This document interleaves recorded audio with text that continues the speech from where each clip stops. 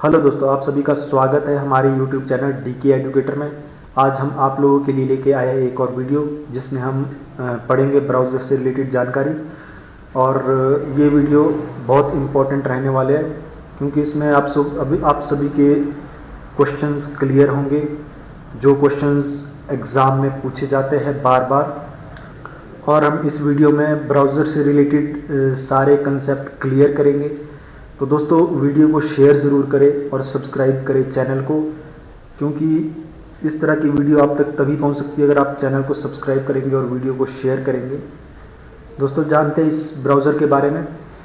तो हमारे पास ब्राउज़र को हम क्लाइंट प्रोग्राम के नाम से भी जानते हैं, क्योंकि जो क्लाइंट होते हैं वही इसका यूज़ करते हैं, और वेब ब्राउज़र के नाम से भी जाना जाता है। और जो वेब ब्राउज़र है वो हमारे पास एक एप्लीकेशन सॉफ्टवेयर है, और इस एप्लीकेशन सॉफ्टवेयर को हम यूज़ करते हैं इंटरनेट को एक्सेस करने के लिए। एप्लीकेशन सॉफ्टवेयर वो होते हैं जो एक स्पेसिफिक वर्क को कंप्लीट करने के लिए बनाए गए होते हैं, जिसमें किसी एक ही प्रकार का काम हम कर सकते हैं। तो वो ब्राउज़र होते हैं हमारे पास, वो एप्लीकेशन सॉफ्टवेयर होते हैं हमारे पास। और एप्लीकेशन सॉफ्टवेयर में हमारे पास ब्राउज़र भी आता है, और ब्राउज़र का यूज़ हम करते हैं इंटरनेट को एक्सेस करने के लिए, या आप कह सकते हैं वेबसाइट को देखने के लिए भी, जिसके थ्रू हम वेबसाइट से कोई भी जानकारी प्राप्त कर सकते हैं। अगर हम किसी भी वेबसाइट तक पहुंचना चाहते हैं तो हम यहाँ पे ब्राउज़र को ओपन करना ही पड़ेगा। तो आइए दोस्तों, जानते हैं कि सबसे पहला ब्राउज़र हमारे पास कौन सा था।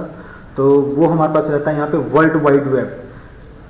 देखिए दोस्तों, यहाँ पे एक बात और आपको जाननी होगी कि एक हमारे पास वर्ल्ड वाइड वेब आता है जिसमें हमारे पास स्पेस दिया होता है, वर्ल्ड के बाद स्पेस दिया होगा, वाइड के बाद स्पेस दिया होगा।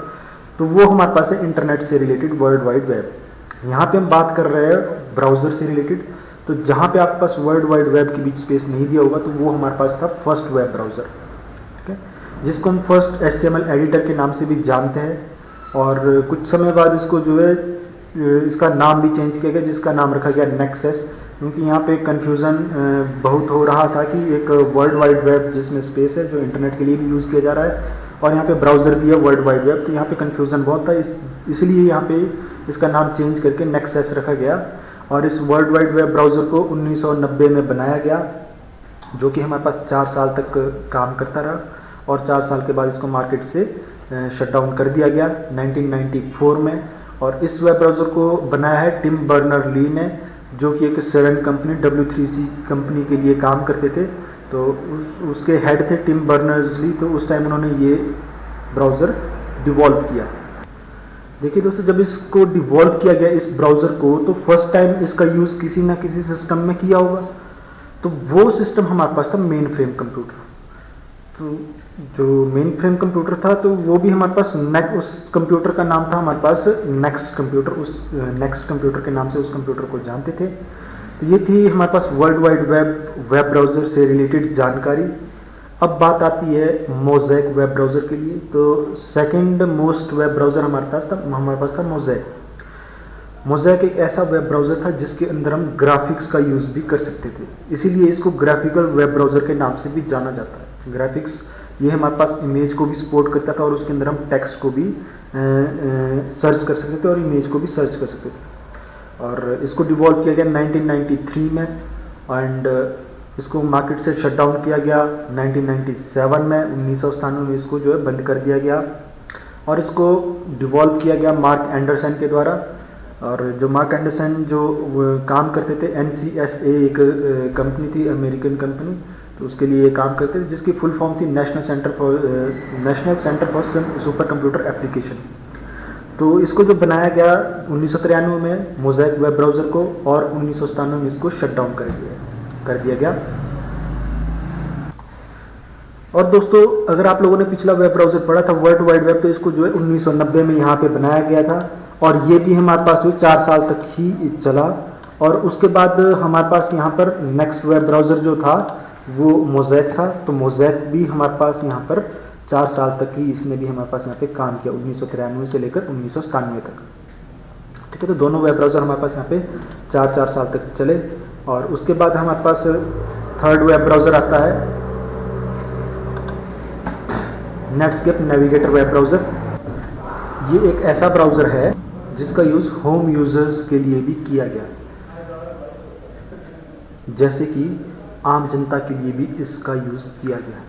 ये एक वेब ब्राउज़र है जिसको आम जनता भी यूज़ कर सकती थी, और इसको डिवॉल्व किया 1994 में, 1994 में, और इसको डिसकंटिन्यू किया गया 2008 में, शट डाउन किया गया, मार्केट से वापस ले लिया गया 2008 में, और इसको डिवॉल्व किया गया AOL कंपनी के द्वारा, जो कि एक अमेरिकन ऑनलाइन कंपनी के नाम से जानी जाता है।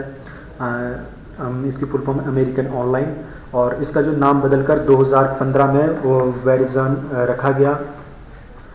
ये एक वेब सर्विस प्रोवाइडर कंपनी है, और ये वेब सर्विस से रिलेटेड इंटरनेट से रिलेटेड सर्विसेज प्रोवाइड करती है।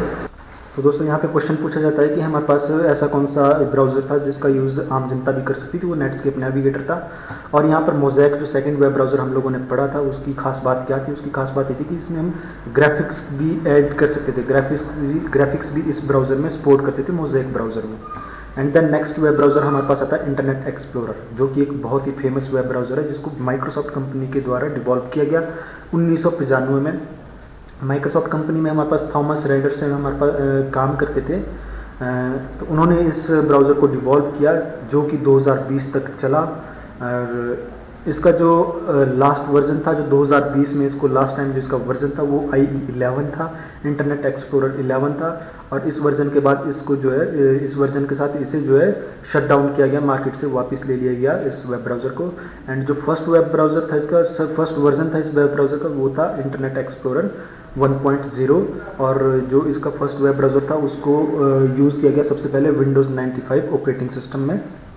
तो ये थी हमारे पास इंटरनेट एक्सप्लोरर से रिलेटेड जानकारी। तो अब देखते हैं आगे मोज़िला फायरफॉक्स। जो फिफ्थ हमारे पास वेब ब्राउज़र था, वो हमारे पास मोज़िला फायरफॉक्स था, जिसको डिवॉल्व किया गया मोज़िला फाउंडेशन के द्वारा, और 2002 में इसको डिवॉल्व किया गया। दोस्तों इसकी खास बात ये थी कि ये एक free and open source browser था, जिसका यूज़ कोई भी कर सकता था, और फ्री ऑफ कॉस्ट कर सकता था। एंड इसका जो लोगो है, इसके आउटसाइड आप देख रहे होगे आग सी नज़र आती है। तो ये हमारे पास है रेड पांडा, जो अमेरिकन एक एनिमल है, उसकी फ़ोटो, उसकी शेप बनाई गई है रेड पांडा की, उसको संरक्षण प्रदान करने के लिए। उसके बाद नेक्स्ट वेब ब्राउज़र हमारे पास था सफारी, जिसको कि एप्पल कंपनी के प्रोडक्ट के लिए बनाया गया, और इसको 2003 में बनाया गया। और इसका यूज़ सिर्फ एप्पल के प्रोडक्ट्स में ही यूज़ किया जाता था। और सफारी की खास बात ये थी कि ये एक इस तरह का वेब ब्राउज़र है जो एप्पल का फर्स्ट ग्राफिकल वेब ब्राउज़र था। इसको 2003 में बनाया गया। उसके बाद हम बात करते हैं गूगल क्रोम की, जो कि एक बहुत ही फेमस वेब ब्राउज़र है, जिसका यूज़ आप लोग आज भी करते हैं। इसको डिवॉल्व किया गया गूगल कंपनी के द्वारा, सितंबर 2008 में इसको डिवॉल्व किया गया। इसकी खास बात ये है कि ये क्रॉस प्लेटफॉर्म वेब ब्राउज़र है। ये इसका यूज़ इसके थ्रू हम कहीं से भी इंफॉर्मेशन प्राप्त कर सकते हैं, और इसका यूज़ हम कहीं पे भी किसी भी तरह से कर सकते हैं।